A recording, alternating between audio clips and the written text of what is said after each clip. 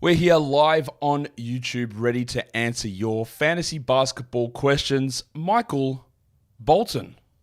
Thanks, Josh. It's Michael Bolton here, and it's time for another episode of the Locked On Fantasy Basketball Podcast. Let's get to it. Let's get to it, indeed. You are Locked On Fantasy Basketball, your daily fantasy basketball podcast, part of the Locked On Podcast Network.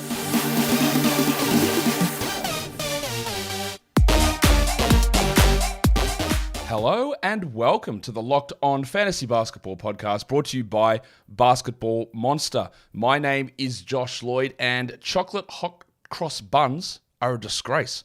I'm also the lead fantasy analyst at basketballmonster.com, and you can find me on Twitter as always, at redrock_bball, on TikTok at redrock_bball, and on Instagram at Locked On Fantasy Basketball. Today's episode is brought to you by FanDuel. Make every moment more. Right now, new customers get $200 in bonus bets if your best bet of $5 or more wins.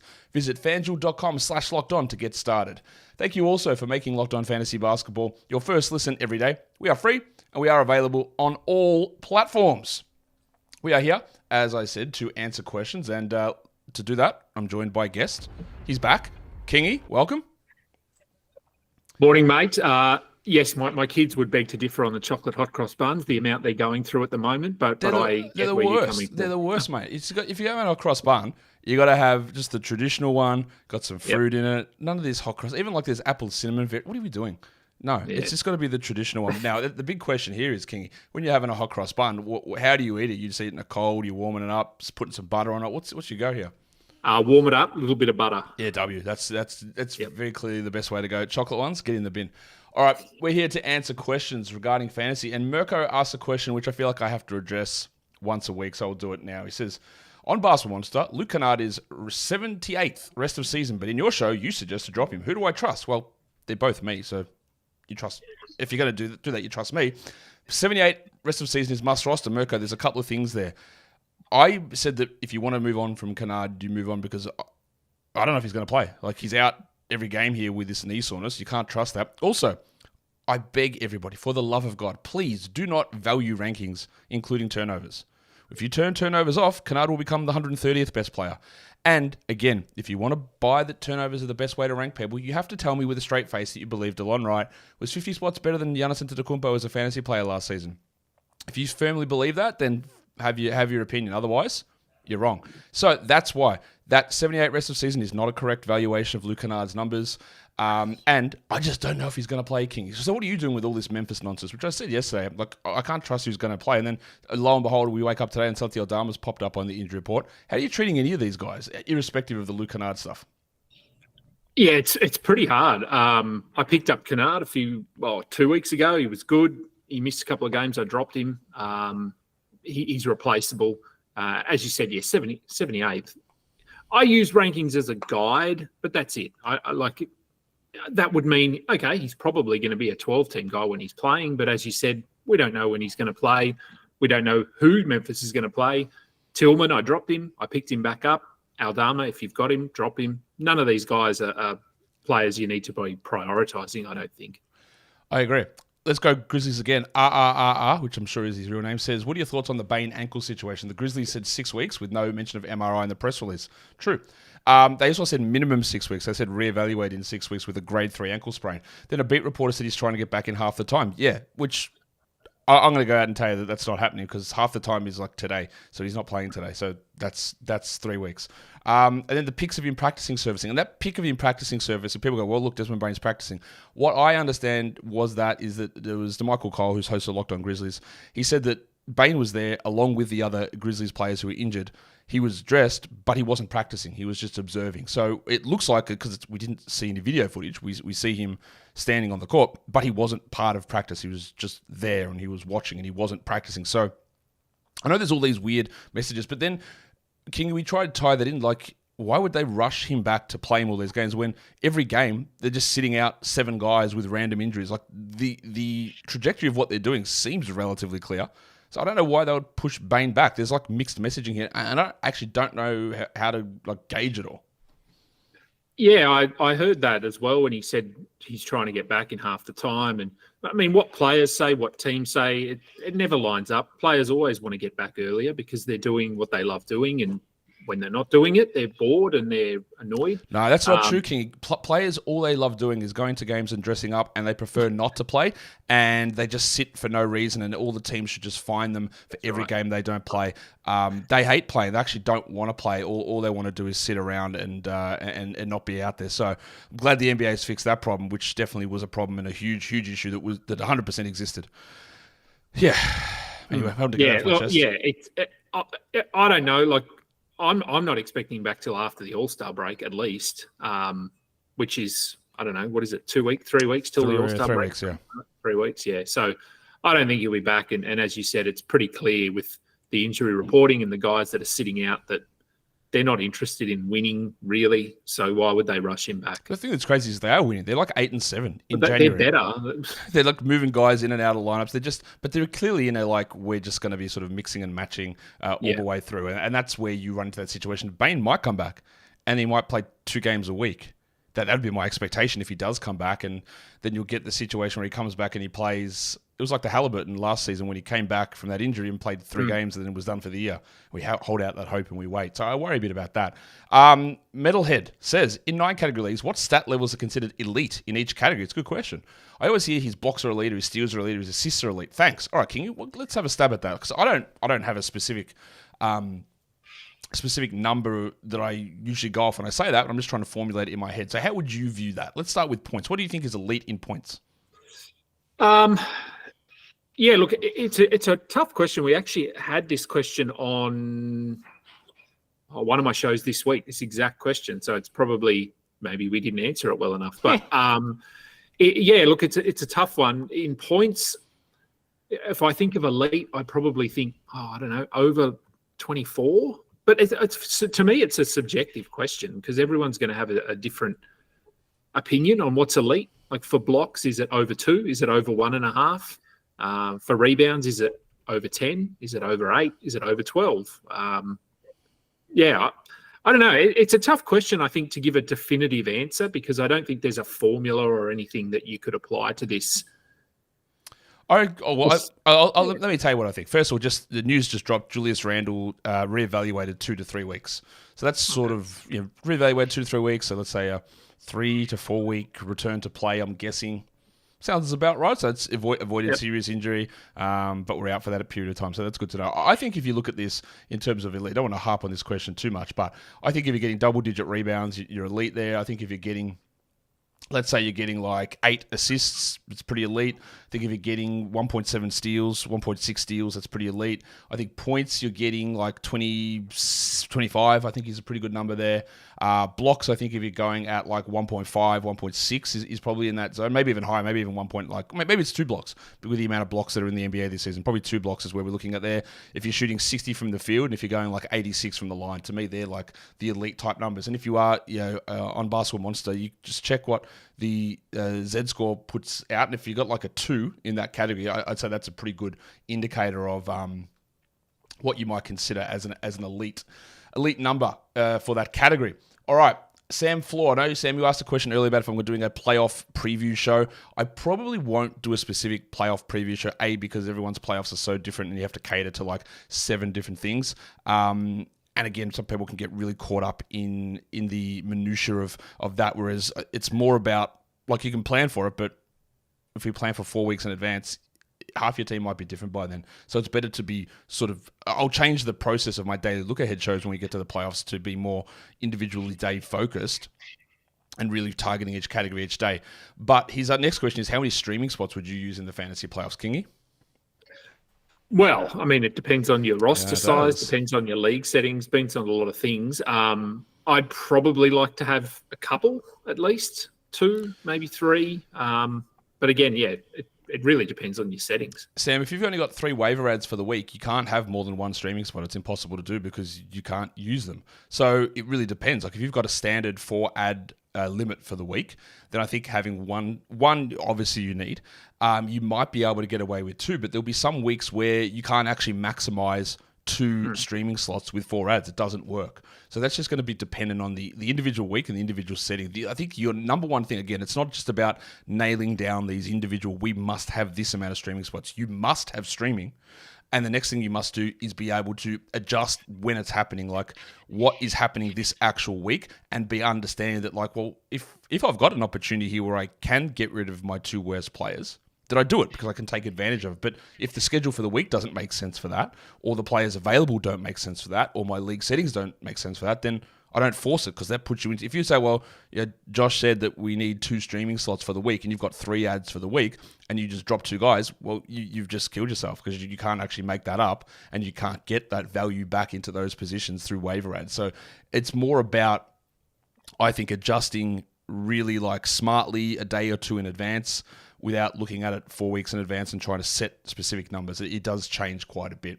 I believe we'll get into more of your questions in just a second, but today's episode is brought to you by FanDuel Sportsbook. Happy Super Bowl to all of you who celebrate from FanDuel, America's #1 sportsbook. Super Bowl Sunday, it's all about a number of things. It's food, it's snacks, it's get the best spot to watch the game, whether that's at your house, someone else's house, a bar, a pub, whatever it is you're doing. But it's about also looking at some super bets. FanDuel has so many ways for you to end this season with a W, or 2, or 3. You can obviously just pick who you think is going to win. Kingy, what do you think? Chiefs or 49ers, or you have no idea?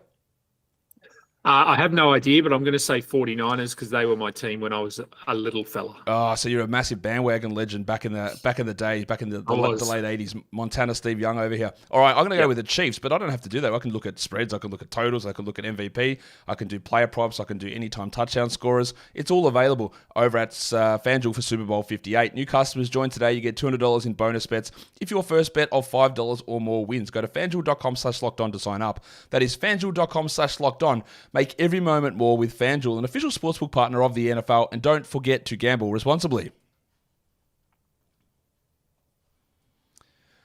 All right, let us get back into some of these questions that you guys have got for us. I'll go through and find a good one here.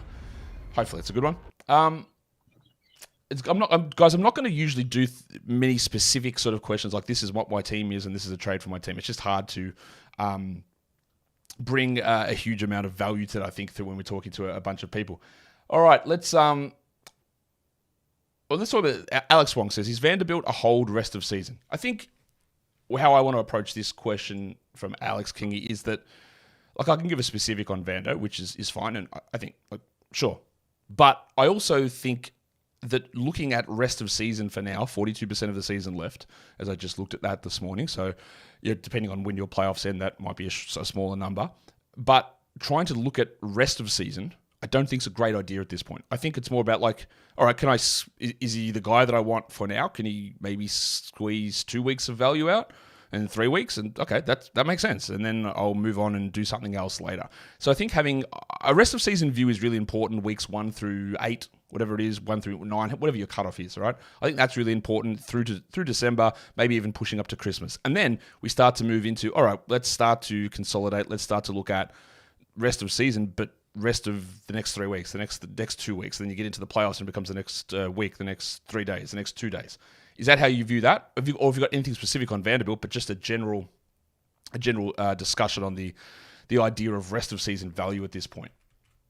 Yeah, specifically on Vanderbilt, I don't know. I think he's got value at the moment. And as you said, projecting out to March, April is, it's really hard at the moment, especially with trade deadline, basically exactly a week away.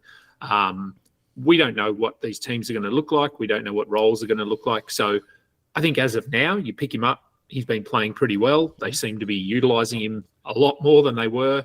But in terms of what that looks like in 2 or 3 weeks, I have no idea. And it is hard because we are seeing teams starting to shift. As you said, the Grizzlies, they're just rotating guys in and out. There's going to be other teams doing similar things. So it is hard to look beyond more than about a week or 2 weeks at this point in the season. As a general rule, if you're picking someone up off the waiver wire, they're going to be your worst player, maybe second worst player. So, like, if they have rest of season value, fantastic. You've got something great. And if they don't, they don't. And it doesn't matter.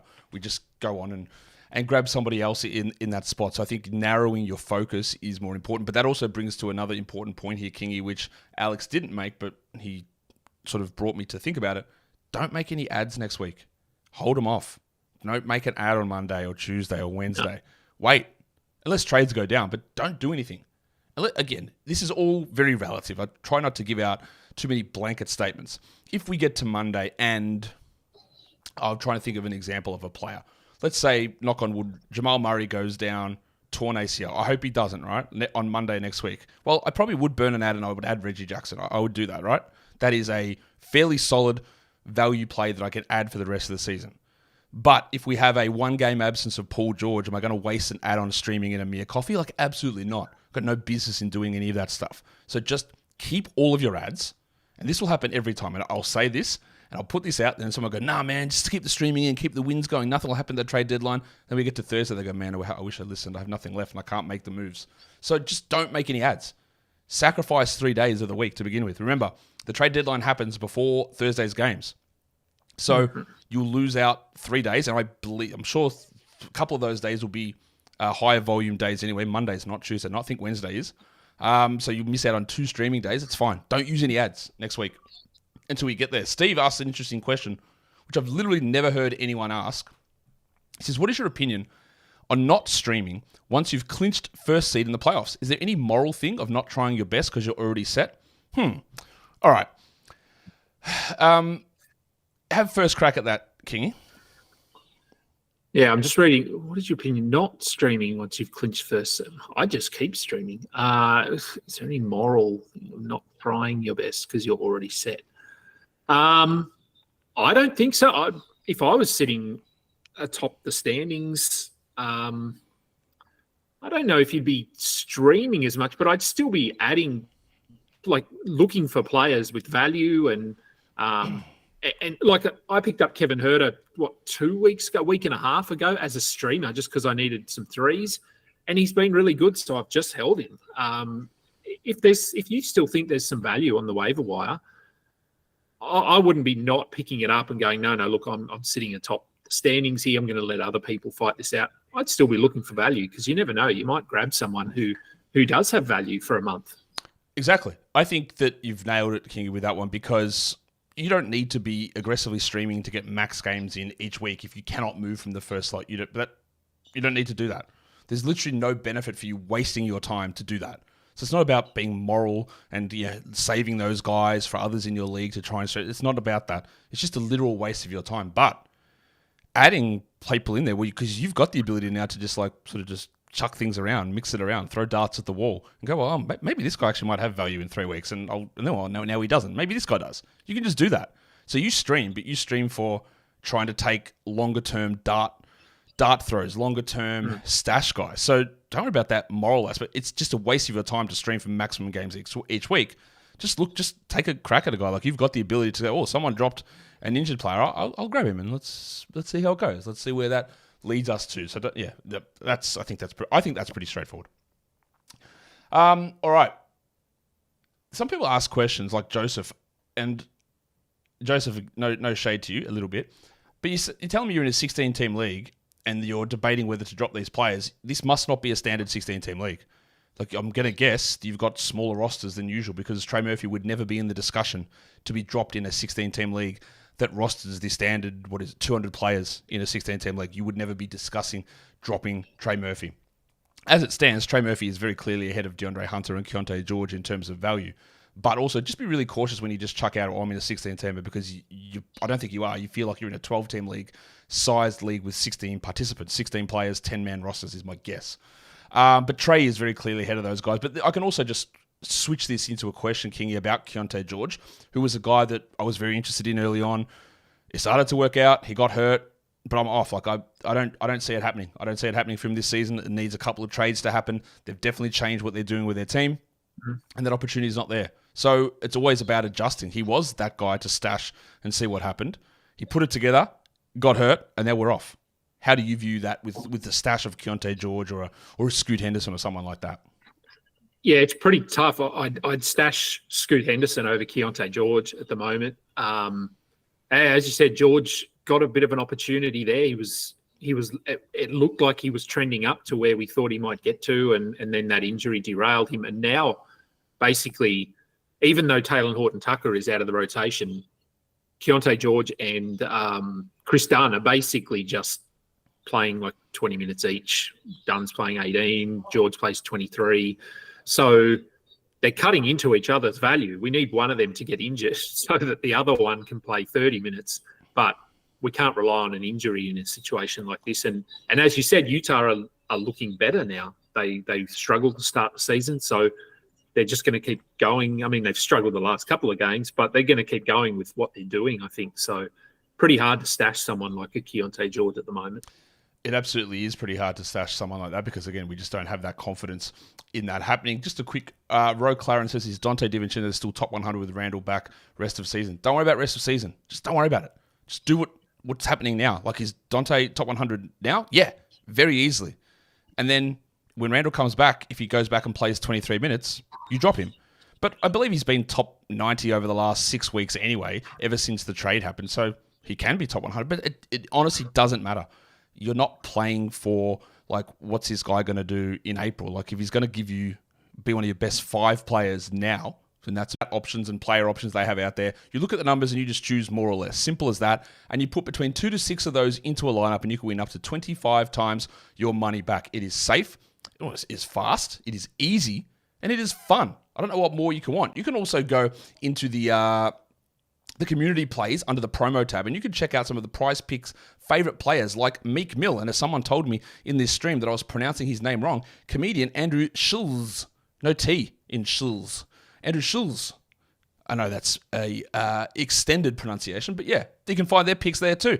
I didn't even know who that bloke was. I had to go watch his YouTube videos this morning. Anyway, you can go across to prizepicks.com/LockedOnNBA and use the code LockedOnNBA for a first deposit match up to $100. That is prizepicks.com/LockedOnNBA to use code LockedOnNBA for a first deposit match up to $100. Prize Picks is daily fantasy sports made easy.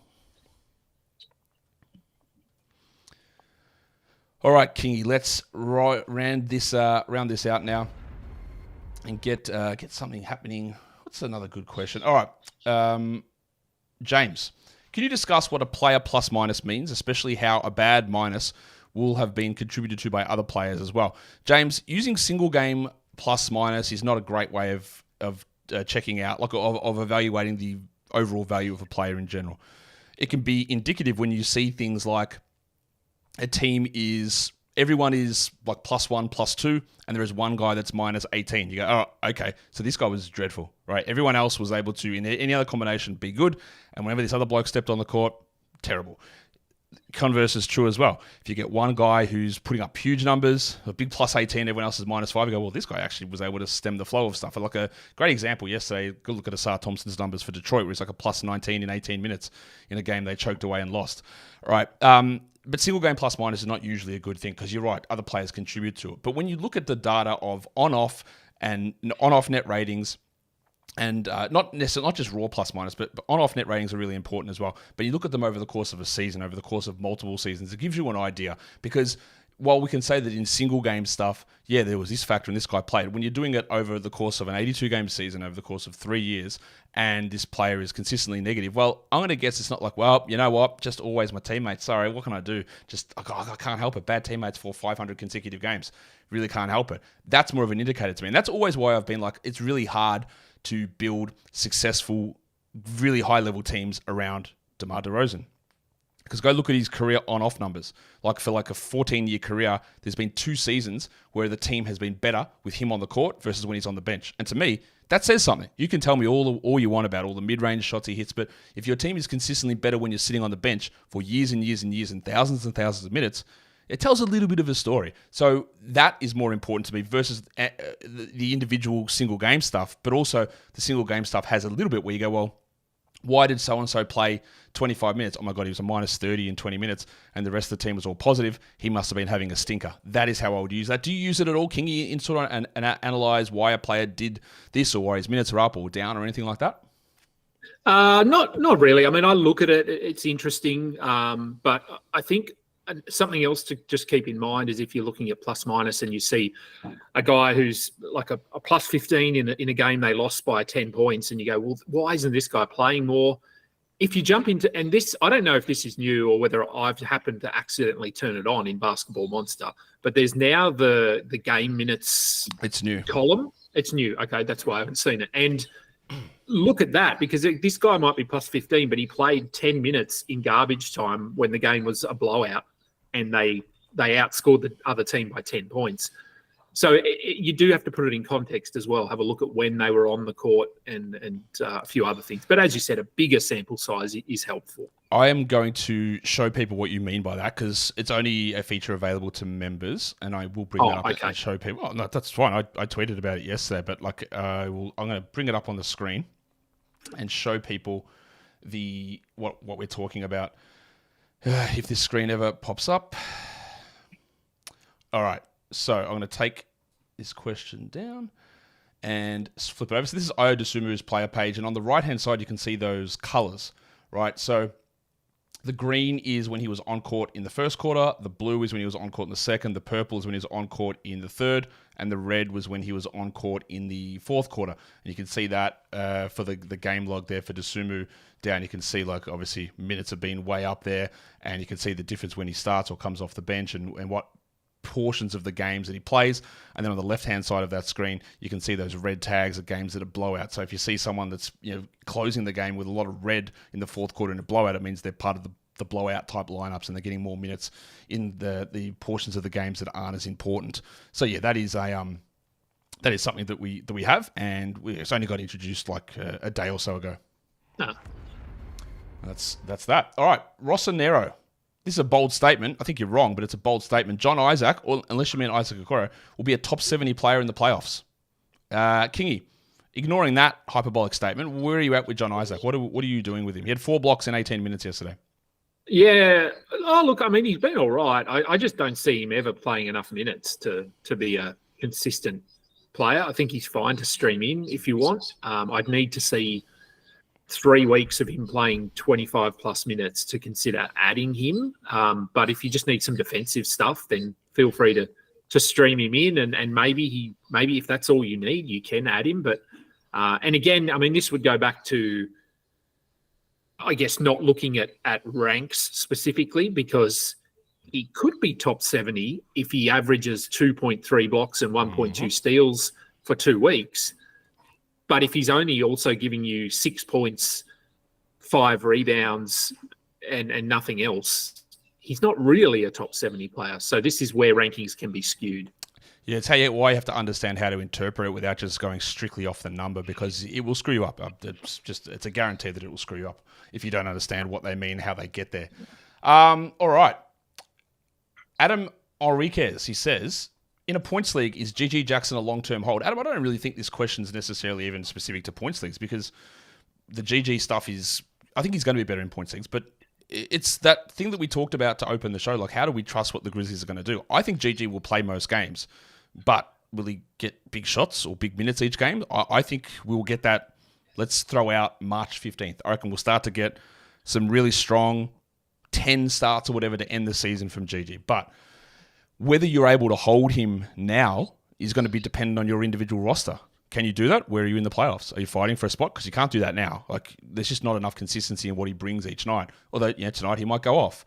But as a hold guy, can you deal with a player who might be 190th, 240th for 4 weeks? Well, only you can answer that. So how are you viewing the GG scenario? I haven't picked him up anywhere. I leant more into like Kennard or Tillman. Look, I mean, Jackson's been fine, but I don't think, I don't know, in a 12-team league, I wouldn't be prioritizing him over a streaming spot, for example. I prefer to stream if I could. Just pulled up his game log. 30 minutes in the last game, 29, 11, 26, 21, 18. So there's really no consistency to his minutes at the moment, and that's going to continue because we don't know when Kennard's coming back. Is Aldama out? How long is Tillman going to be starting? When does Bane come back? There's so many questions on this team. So if you want to grab him, see what happens, you might get a few good games out of him, but then if he goes back to 15 minutes, just drop him and move on. Robert Green asked a question that I almost didn't answer, Rob, but you saved it because you said thoughts on LaMelo, and my answer to that's going to be plays for Charlotte. But the second thought is, because I'm worried about playoff schedule, as you should be. It's something we mentioned all the way back in August and in September and in October. And I told you we wanted to avoid 2-game playoff weeks for players in our first 2 rounds as much as possible. And the possible shutdown. Look, I don't know about that. Look, the ankle's obviously a problem. The Hornets did say that they're not playing for anything, but they also said that we want LaMelo out there because we want the fans to see something fun. So I'm not all that worried about it, but I'm more worried about the fact that it's sore, but also the 2-game week is my major thing here with LaMelo. So what are you doing, King? What would you accept back if you had LaMelo Ball, if you made the I believe, mistake of drafting him in the first round, or too high in the first round, maybe we'll put that point there. What would you take back to get out of the 2-game playoff risk of LaMelo? I'd probably try to get, you try to get someone as high as you can, obviously. Yes. I probably wouldn't go lower than I'd try to get a 3rd-round guy, top 30, I suppose, maybe top 35. Top 40 was what I would have thought. I'd say. Like, again, I tried to work this out when talking about Luka the other day in terms of his value in a 2-game week, and that's Luka Doncic. It came out like that his overall value for a 2-game week would place him about 50th or 55th for that week, right? Okay. Obviously, some of the players ahead of him might not play the full 4 games, so he would jump up there. So let's say that pushes him to 40th or something. Almost best case scenario, 40th in that week. So like LaMelo was probably best case scenario 55th in that week, but like I wouldn't want to trade it. I wouldn't want to get a top 50 player or top 55 guy back. I'd like to go a little bit earlier. You'd still like to try and win as much as you can, because if you're trading Ball and getting a top 50 guy back, you might as well just hold on to Ball in that case and getting better short-term stats and then getting the top 50 guy in that 2-game week anyway. So that's how I tried to look at that. And again, you can do that in a points league as well. Like if LaMelo is a 40, I don't know what he even averages. If he averages 40 points, that's 80 points in that week. So if there's a 4-game player, that's a 20-point player. That's like a waiver wire guy, basically. So that's, how do you value that? Then you could probably even push down a little bit further and go maybe a top 60 player in that sort of a format to get that value back in. Yeah, and in saying that, I wouldn't be doing it now anyway, because no, absolutely not with the injury. I'd wait until he's back and played a couple of good games and then look to move him. This is going to be our last question, and I like it, from Ivan Mariano. He says, do you think Cole Anthony gets dealt at the trade deadline? I think there's a really good thing here with them. This Magic team needs shooting, right? They obviously need shooting. They're obviously not using Cole Anthony very much. And the problem I have with that is that he is a shooter. He can shoot.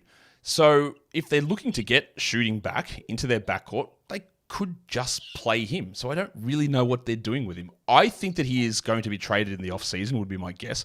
I believe part of the issue with trading him now is the poison pill on the rookie extension. It makes it harder to do. I don't think that he's as tough to trade because it's not as big of an extension. It becomes more of a problem when you're on like a $5 million deal and you signed a $30 million contract extension or something like that. That becomes harder to trade, but he didn't sign one that big. So I would love to see him. I'd love to see him in San Antonio, honestly, as a starting point guard there. I think he would thrive, much the way that Quickly has in Toronto, much the way that Kobe White has in Chicago. They're very similar players to me who can step up into that role and be that sort of a player. But at the deadline, if they're looking to prioritize shooting, they could just use Cole Anthony as that shooter. So I don't think that that'll be the case. What do you see with Cole? And also, you don't roster him in 12-team leagues. What do you think about Cole? No, you don't roster him. It's weird in Orlando because they're playing well, they're competitive.